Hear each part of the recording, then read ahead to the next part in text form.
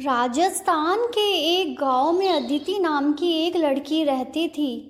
अदिति हर बात में झूठ बोलती थी। उसके झूठ बोलने की आदत से उसके घर वाले बहुत परेशान थे। एक दिन अदिति की माँ अदिति को कहती है, अदिति अभी भी वक्त है, तू संभल जा।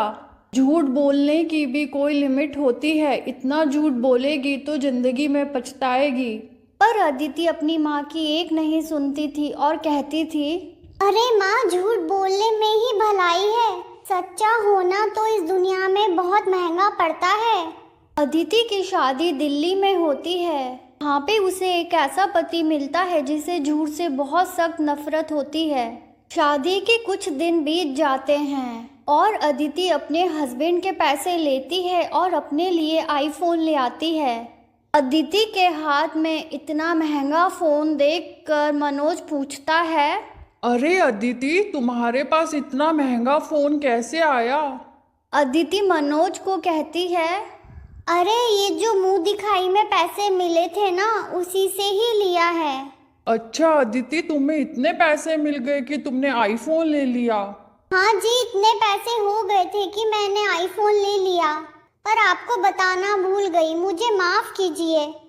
अरे कोई बात नहीं अदिति, मैं तुम्हें डांट नहीं रहा, पर तुम्हें बताना तो चाहिए था ना एक बार मुझे। हाँ, मैंने बोला ना, मैं आपको बताना भूल गई। इस तरह अदिति मनोज से हर बात में झूठ बोलती रहती थी और मनोज को बिल्कुल भी भनक नहीं लगती थी कि अदिति उससे झूठ बोल रही है। एक दिन अदिति शॉपिंग पर चली जाती है और वहाँ से बहुत सारी शॉपिंग कर लेती है। शॉपिंग करके अदिति घर आ रही होती है कि उसे रास्ते में उसकी सहेली मिलती है। अरे अदिति, कैसी है? बहुत टाइम के बाद मिली। मैं ठीक हूँ विनीता, तू कैसी है? मैं भी ठीक हूँ। और बता अदिति, तुझे दिल्ली कैसा लगा? बहुत अच्छा लगा विनीता। चल अदिति, मैं तुझे दिल्ली का क्लब भी दिखाती हूँ। अच्छा विनीता, तू गई है क्लब में? हाँ, मैं तो हर शनिवार को अपने दोस्तों के साथ जाती हूँ। आज तुझे भी दिखाती हूँ, बहुत मजा आएगा, चल। अदिति विनीता के साथ क्लब में चली जाती है।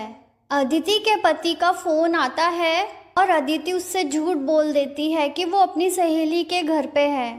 जब देर रात तक अदिति घर पे नहीं आती तो उसका पति फोन करके पूछता है, अरे अदिति, तुम कहाँ हो? मैं कब से घर आ गया और तुम्हारा कोई अता पता ही नहीं है। अरे मुझे माफ कीजिए मनोज जी, मैं यहाँ पे अपनी सहेली के घर आई हूँ। दिल्ली में तुम्हारी कौन सी सहेली आ गई अदिति? अरे आज ही मिली है मुझे, उसी के घर पे हूँ मैं। अच्छा चलो कोई बात नहीं, लेकिन बता दिया करो। ये कहकर मनोज फोन रख देता है। क्लब में मनोज का एक फ्रेंड भी होता है। वो अदिति को पहचान लेता है और मनोज को फोन करता है और कहता है, अरे यार, भाभी जी तो दिख गए, तू कहाँ पे है? मैं घर पे हूँ। क्यों, क्या हुआ? अरे भाभी जी क्लब में आई हुई हैं, अकेली तो आ नहीं सकती, तू ही आया होगा ना साथ में। ये सुनकर मनोज को बहुत बड़ा धक्का लगता है और वो समझ जाता है कि अदिति ने उससे झूठ बोला है। जब अदिति घर आती है तो वो अदिति को कुछ भी नहीं कहता। अदिति के भाई की शादी पास ही थी और उसकी शादी की तैयारी के लिए अदिति शॉपिंग करने चली जाती है।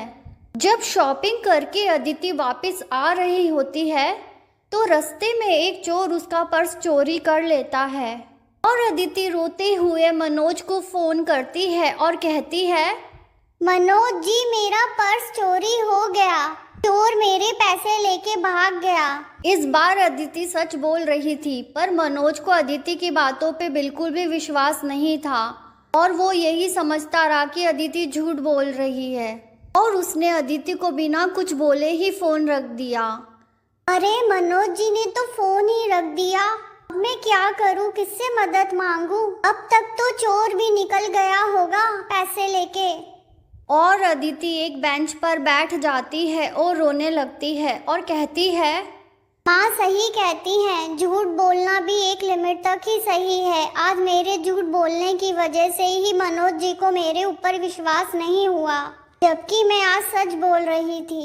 और घर जाकर जब वो मनोज से बात करती है तो मनोज को विश्वास हो जाता है कि अदिति सच बोल रही है और वो अदिति को बहुत सुनाता है और कहता है, अदिति, तुम्हारे झूठ बोलने की वजह से ही ये सब कुछ हुआ है। अगर तुम झूठ नहीं बोलती तो आज मुझे तुम्हारी बात पर विश्वास हो जाता और मैं तुम्हारी कोई ना कोई मदद कर पाता।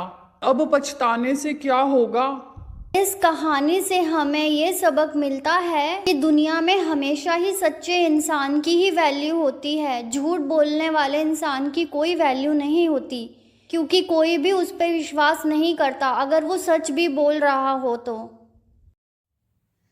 इसी तरह की रोचक और मनोरंजक कहानियाँ देखने के लिए हमारे चैनल को सब्सक्राइब कीजिए और बेल आइकन का बटन भी दबा दीजिए ताकि आने वाली हर कहानी आप तक पहुंच सके।